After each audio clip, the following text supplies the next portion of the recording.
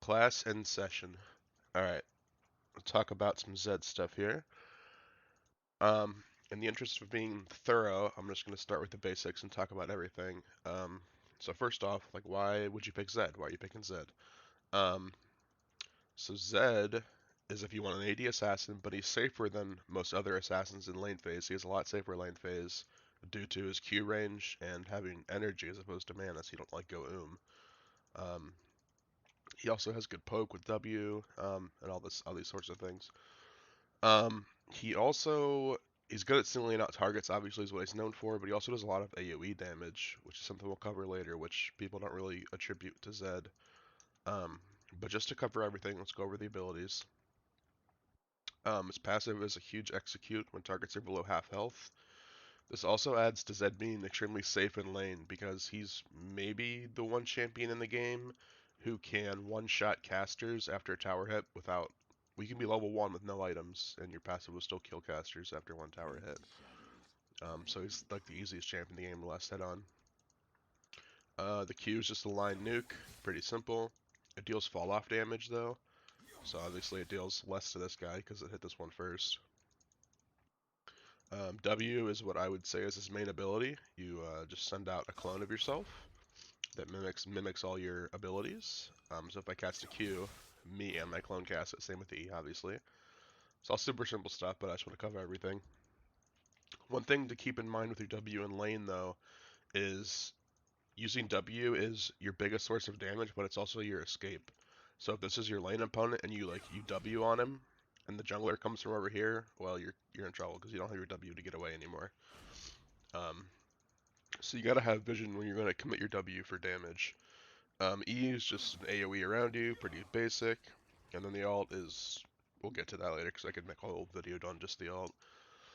Um, some things you may not know or you may have overlooked though. This is getting like one level deeper, nothing too crazy yet still, is that hitting your E does things based on if you hit the E or your clone hits the E.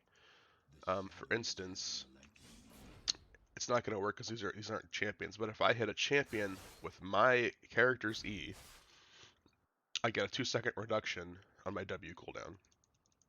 Whereas if I hit a champion with my clone's E, I get a slow. And then obviously you get both if you're next to him.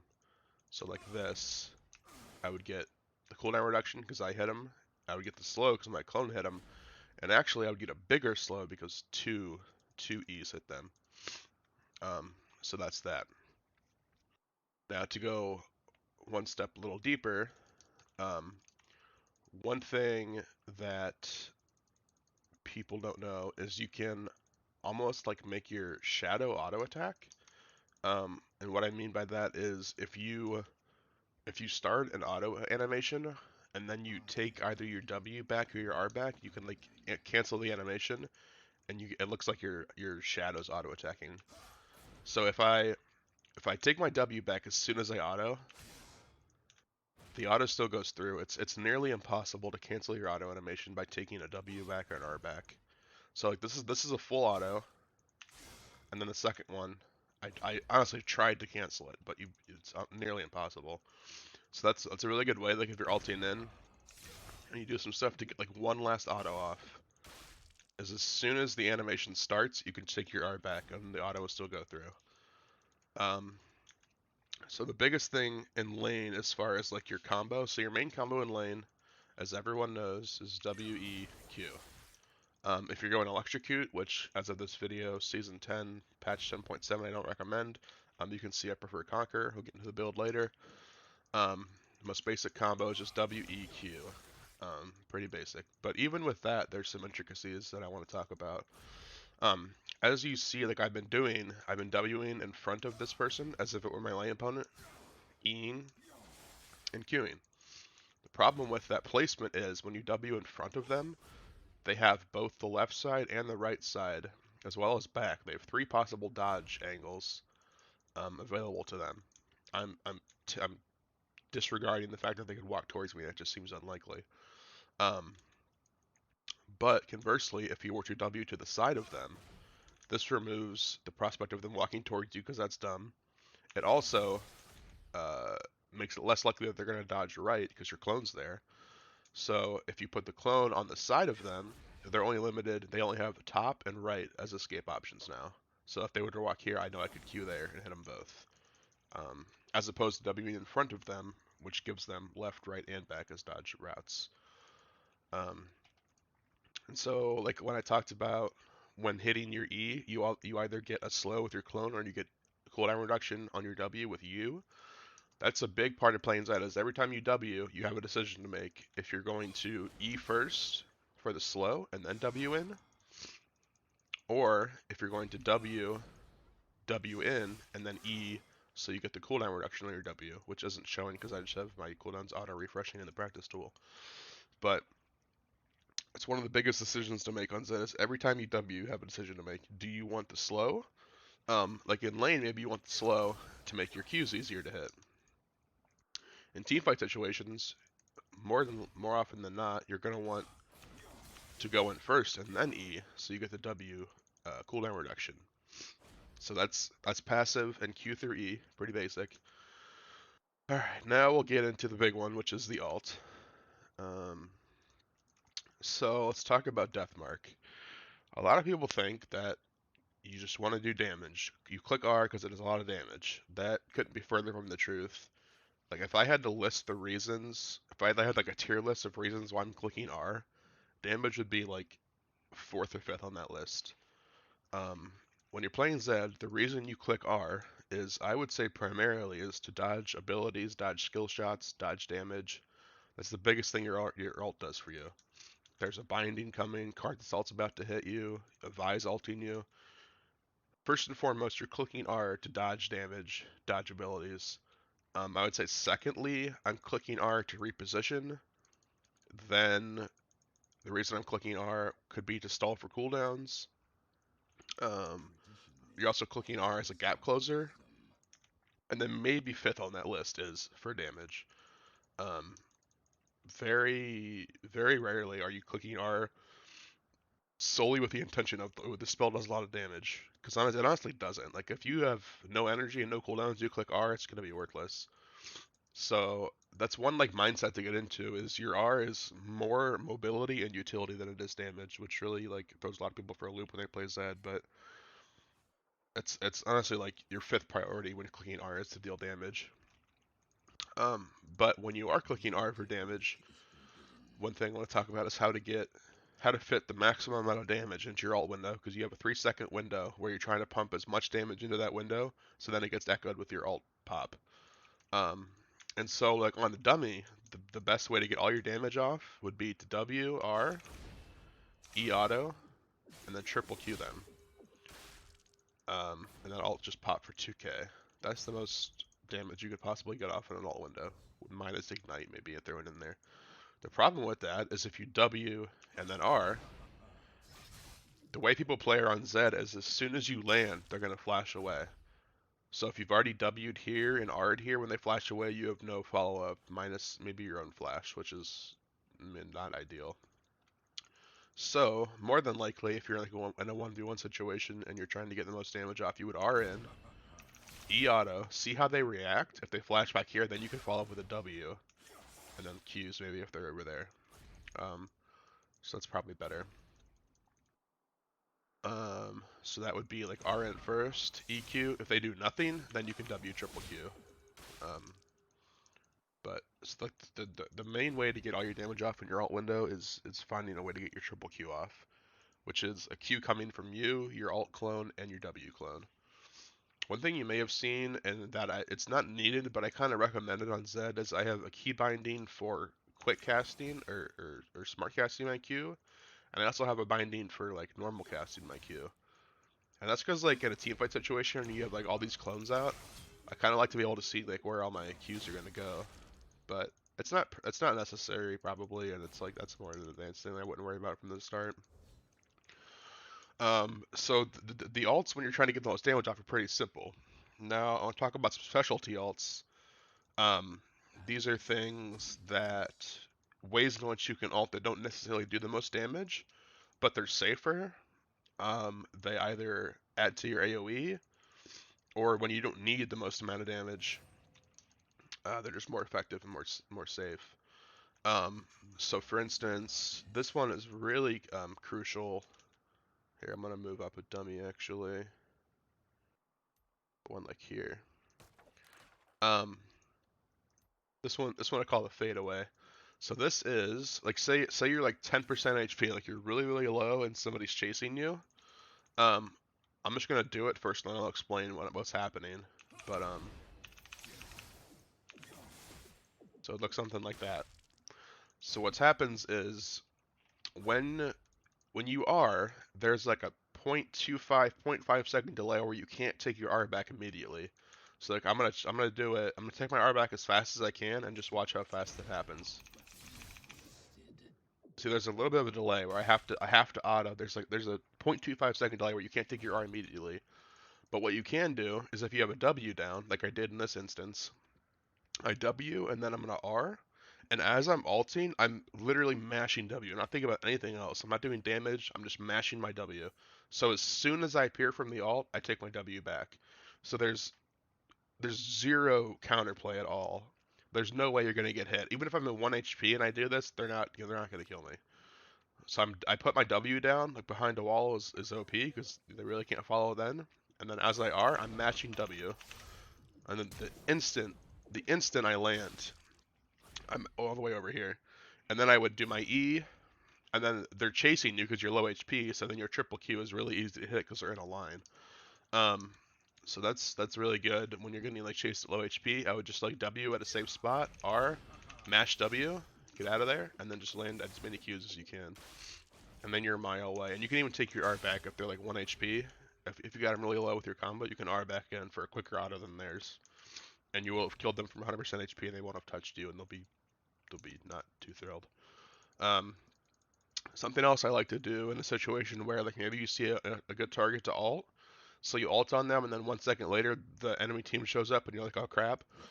Um, so this one I call going back for seconds. So what it would look like is something like this. I'm just gonna do it, and then I'll talk you through it.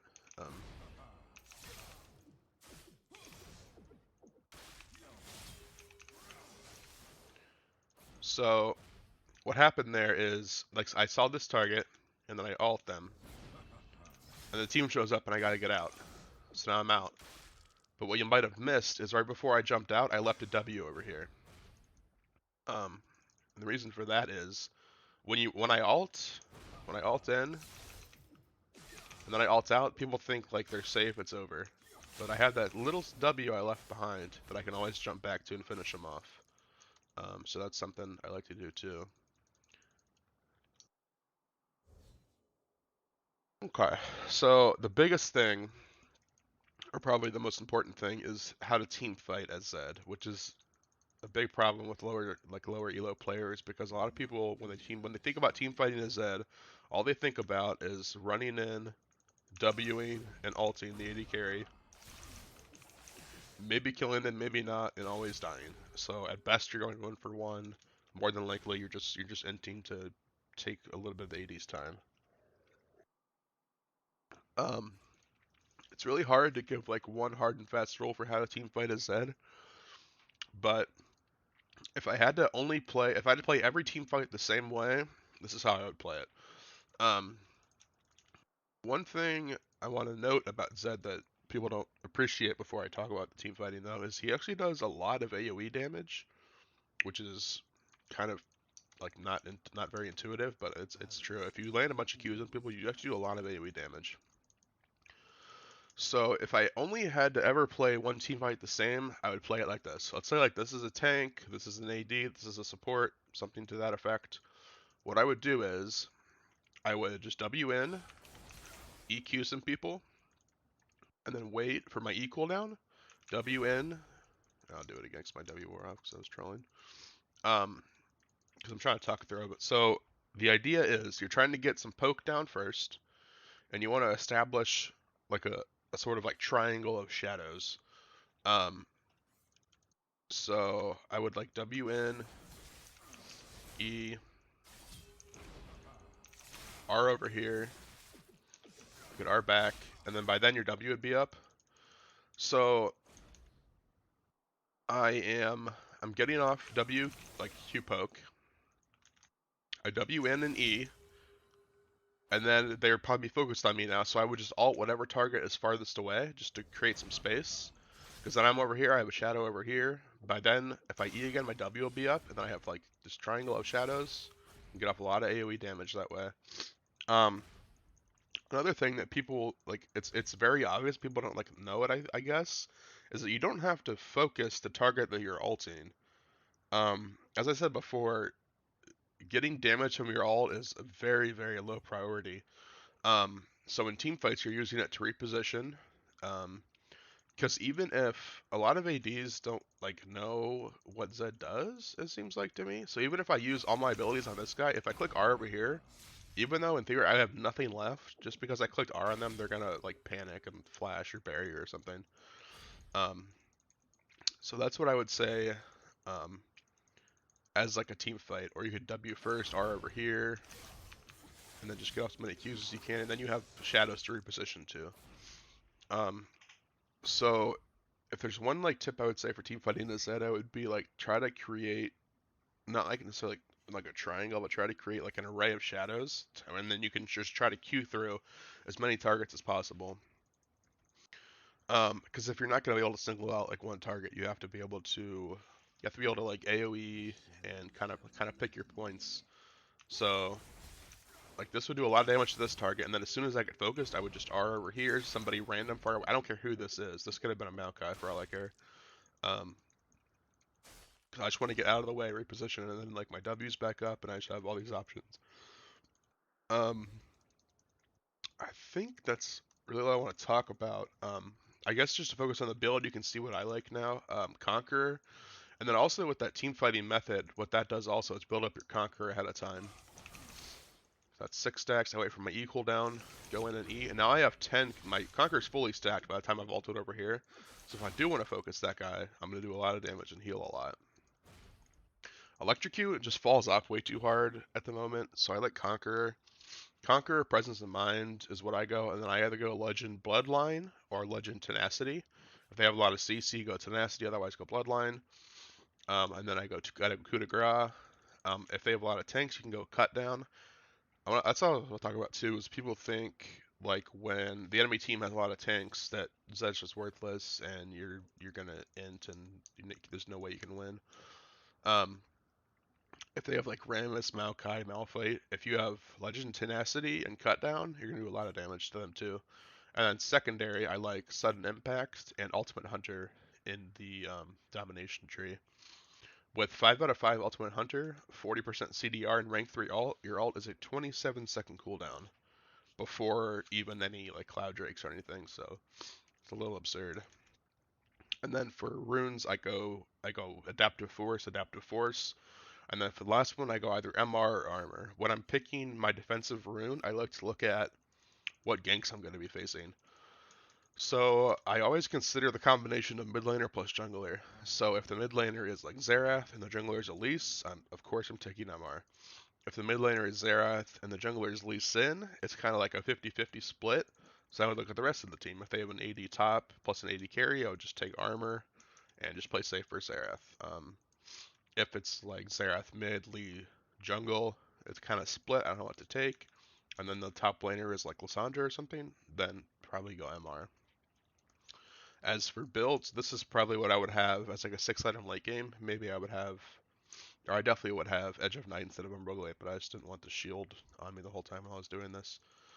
So almost every game I'm going Yomu's. Actually, I would say every game. Yomu's first, and then I go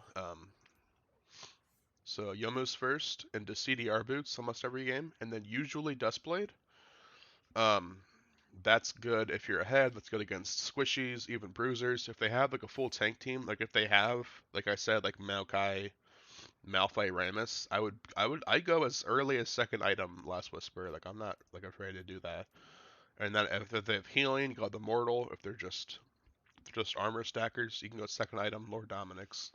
Second item LDR I've done before. Into Black Cleaver. That's another good thing against tanks. If I was against all tanks, I would go Yomu's, LDR, Black Cleaver, and then maybe even Bork if it's really, really tanky. And then Um, you can actually like duel most tanks, and if you have like a death stance after that, you can 1v1 any tank because they just can't kill you. You'll see all the damage and eventually kill them. But yeah, I think that's all I wanted to talk about. If there's anything I forgot or anything you have a question about, let me know. But yeah.